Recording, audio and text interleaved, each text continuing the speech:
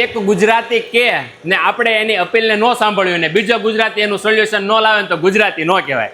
જો તમારી માટે સ્ટિસ્ટો કંપનીનું કોમ્પેક્ટ સાઇઝનું આ એકદમ નાનું એવું લઈને આવ્યો છો oil machine, cold oil press machine. અહીંયા જો સિંગના દાણા આપણે નાખી દીધેલા છે, આપણા ઘરમાં જ પાકતી હોય, આપણા ખેડૂતના ઘરમાં જ પાકતી હોય, બરોબર છે. અહીંયા જો લાઈવ ખોળ નીકળે છે, લાઈવ બતાવું છું, લાઈવ ખોળ નીકળે.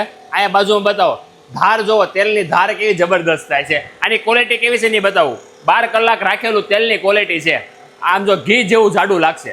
બાકી તમારા ઘરે તેલનો ડબ્બો તમે ગમે એનો લાવ્યો હોય ને એક વખત ચેક કરજો કાચના બાઉલમાં રાખીને, એટલું પતલું હશે ને એટલું ક્લિયર હશે, તમને એમ લાગશે કે આ તો ભાઈ બહુ સારું છે. એ ક્યારેય સારું હોતું જ નથી. આપણા ગઢિયાને જોઈ લેજો, 80 ની ઉંમરની અંદર છે ને દોડતા હશે, ક્યારેય એટેક નહીં હોય, ક્યારેય એને કોલેસ્ટ્રોલ નહીં વધ્યું હોય. શુદ્ધ ખાવો.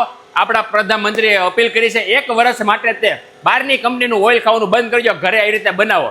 1 કલાકની અંદર છે ને 4 થી 6 કિલો દાણાનો આ ભૂકો કરીને મામજો બહાર કાઢી નાખે છે ને 2 લીટરથી લઈને 3 લીટરની 1 કલાકની કેપેસિટી છે તેલ આપવાની. આપણે આખા મહિનાની અંદર ખાલી 5 થી 6 લીટર ખાતા હોઈએ છીએ. ખાલી હપ્તા એક જ દિવસ હકાવો ને આખા અઠવાડિયા આખા મહિનાનું ઓઇલ નીકળી ગયો. બાકી તમે બધા સમજદાર જ છો.